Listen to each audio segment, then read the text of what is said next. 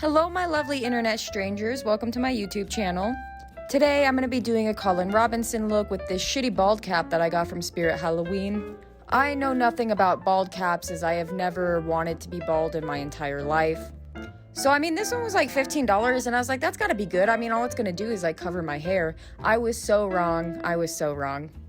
It worked. It really did work, but did it work well? No. It didn't come with like a wig cap or whatever to hold your hair up, so I found this lunch lady hairnet that I got for some reason. I don't know why I bought it. I just be buying stuff. But right now it has a purpose, so justifying my ridiculous spending. Back to the bald people thing though. I definitely want to find a way better bald cap and end up redoing this next year for Halloween. There's this really fancy ball out in Dayton that's like $800 a ticket. It's a Halloween ball, and I really want to go to it this coming year. I want to go like in the most beautiful gown ever, but with a bald cap, just so that I ruin everyone else's photos there. Getting photobombed by a bald person is probably the worst thing that could possibly happen to you, because they instantly pull the attention away from you. It doesn't matter if you're Kim Kardashian. If there's a bald guy, if there's Jeff Bezos in the background, I'm looking at his bald ass head. Imagine being rich and paying $800 to go to some fancy little ball, and then there's a bitch with a fucking bald cap just shoveling cocktail shrimp into her mouth. Honestly, how would you feel if you saw that, besides extremely grateful that somebody decided to bring a little bit of class to this event? It's not every day you can be around such a classy, elegant lady like myself. They should honestly up the ticket prices if I'm going, because you're not gonna get that level of photobombing from a beautiful bald woman anywhere else except for at this ball. Every person's walking out of there confused on if they want to fuck female Jeff Bezos or not. I know you're probably like, Hannah, that's some high expectations for the night just because you're wearing a bald cap. But it's like my mama never said, dream big and dream bald. If I ever lose my hair, I'm gonna carry around washable markers and let people draw on my head, because I just know that probably feels good, like a head scratch. And people are probably gonna think I'm weird anyway just because I'm bald, so who cares? That would probably be the most normal thing about me, to be honest. You know how I was telling you guys that I'm gonna start a cult for musical orphans? Well, I think I should incorporate being bald into it. So like when you first get into the cult, we shave your head. That way everyone knows how long you've been there based on the length of your hair. I don't know. Let me know what you guys think. I've had some of you guys DM me and ask me if I'm seriously starting a cult. No, I'm not. Not yet. I haven't figured out the tax forms.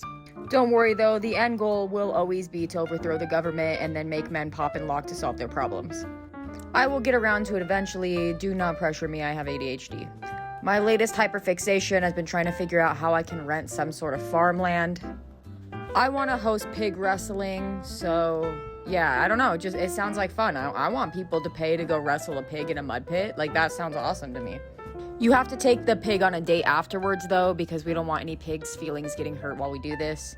Don't worry, I'll take all the pigs to Red Lobster before the match though, so that they're all in a great mood. I'm thinking about charging $25 per ticket. You get $5 off if you show up in a pig costume. There should also be a hot dog eating contest to help further me along with my dream of becoming the champion. Everyone competing will get in for free, but you have to be worse than me or else you can't compete. Technically you can be, but I'll just rig it anyway so that I win. I'm not a sore loser, I just need proof that I won once. Then I can send the current champion vaguely threatening notes about how I'm coming for his spot. I'm doing this to ensure that he gets a restraining order against me, because if he gets a restraining order against me, we cannot compete at the same events, which will force one of us out of the competitive eating world. It's gonna be you, Joey Chestnut. It's gonna be you. This is very important, and I forgot to state it, that the hot dogs will be beef hot dogs, because we really do not want to upset the fighting pigs. So please take that into consideration, especially if you have food allergies. There is absolutely no pork products that will be allowed inside of this event.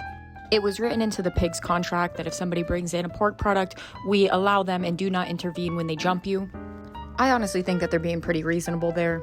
So yeah, all I gotta do is I gotta find that farmland and I can make this happen. I just know I can.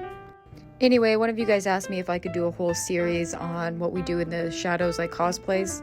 You guys know I'm a sucker for a please, so absolutely I will do that. I'm editing the Nadja one right now, so that one should be posted by tomorrow. Which character from what we do in the shadows would you guys like me to do next? I'm thinking about, I can't remember her name, but the blonde one, the vampire, the blonde one, and she works for the Vampire Council. I'm thinking about doing her.